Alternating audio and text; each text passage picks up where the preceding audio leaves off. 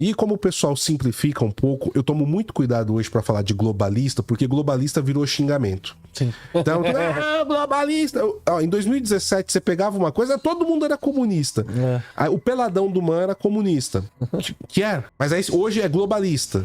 E aí, assim, o pessoal usa isso na informação. Vai moldando. Não, os comunistas não é mais problema. Não, vamos conversar aqui com os comunas, porque eles são nossos aliados de momento. O problema agora é os globalistas, essa confusão ideológica. Quando, na verdade, são tudo revolucionários. E aí, o que a gente tem nesse interim? Donald Trump, ele tem uma posição, inclusive, diferente do que foi no primeiro mandato dele.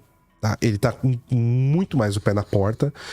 Ele estabeleceu, ele criou uma organização interna junto com a Heritage Foundation, tá? Que foi o Project 2025. E é engraçado, porque a gente tava até conversando aqui antes de entrar ao vivo, né?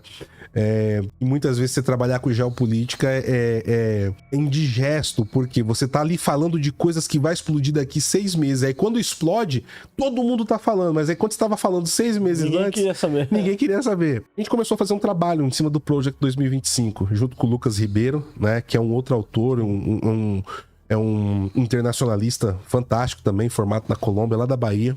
Um grande amigo.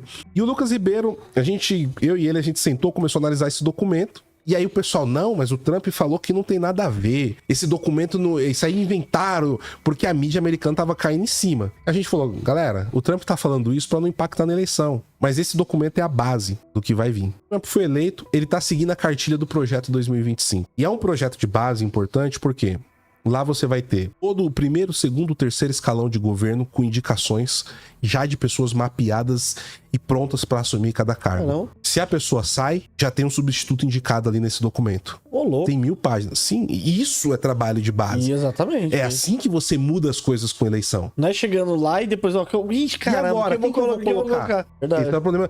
Entendeu porque eu tô falando que nosso problema é de 20, 40 anos lá pra frente ainda? Sendo realista. Isso não significa que a gente tem que abandonar tudo, não tem que fazer nada, não tem como remediar coisas desse meio tempo. Não tô dizendo isso. Tô falando que, só que sendo realista, o trabalho é árduo, é saber o tamanho do caminho.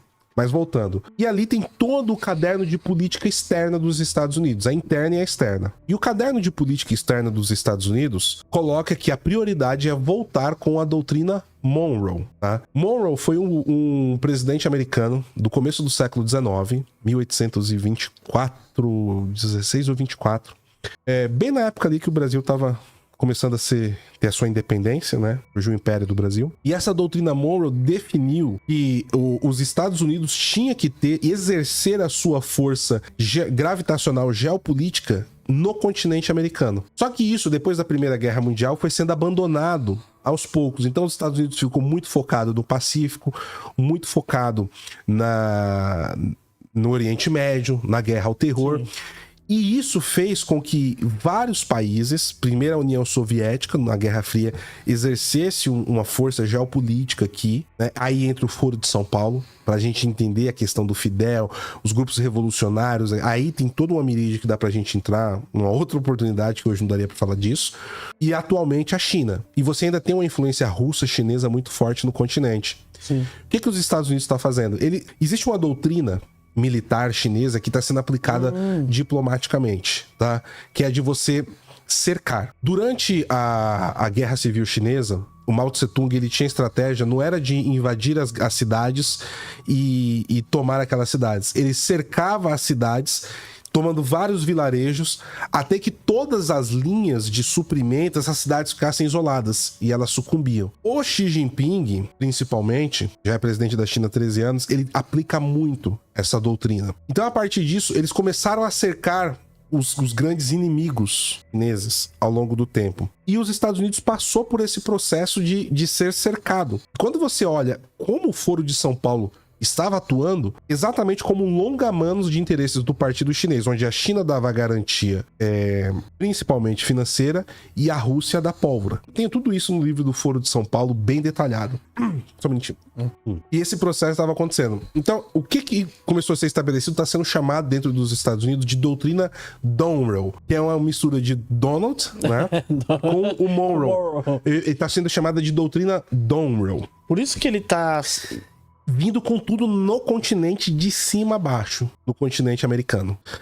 Por exemplo, a questão da Groenlândia. Eu acho que os primeiros 3 meses do Donald Trump como presidente foi meio desastroso, meio desastrado, principalmente por uma guerra civil dentro do Partido Republicano de 2 alas. Depois a gente pode entrar nisso se você quiser, mas depois ele foi ajustando a medida. Mas você viu a questão da Groenlândia, Sim. Você viu a questão do Canal do Panamá, você viu a questão da Venezuela, você tá vendo a questão de Cuba, Nicarágua, México e o Brasil. Então, e rapidamente eles estão começando a exercer o soft power e o hard power geopolítico para transformar novamente a América Latina uma zona que esteja sob a força gravitacional. Influência do...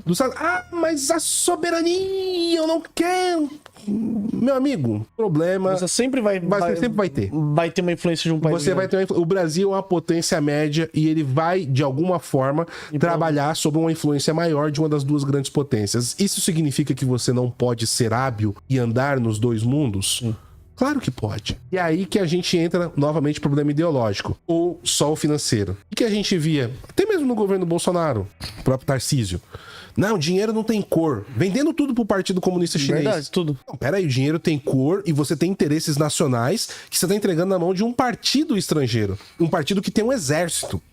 E tanto que, se você for analisar o quanto de carro que veio da China, até pra ministros aí. Pois é. De graça? Como assim de graça? Então, você sabe, tem países que estão proibindo funcionários públicos de ter carro chinês, celular chinês.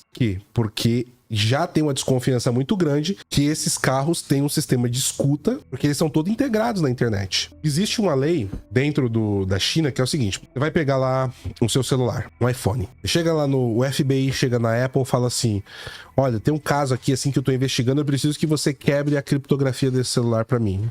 A Apple vai falar: não vou quebrar. Por que não? Porque isso aqui vai ferir tal ponto da Constituição, da lei tal aqui do estado que nós estamos, tal, vai descer até no ponto do condado, vai virar uma treta lá na Suprema Corte e não vai conseguir. Não vai conseguir. Talvez num caso muito específico, mas só do terrorismo, acho que só no caso do terrorismo, talvez, né? Talvez. Depende muito do caso.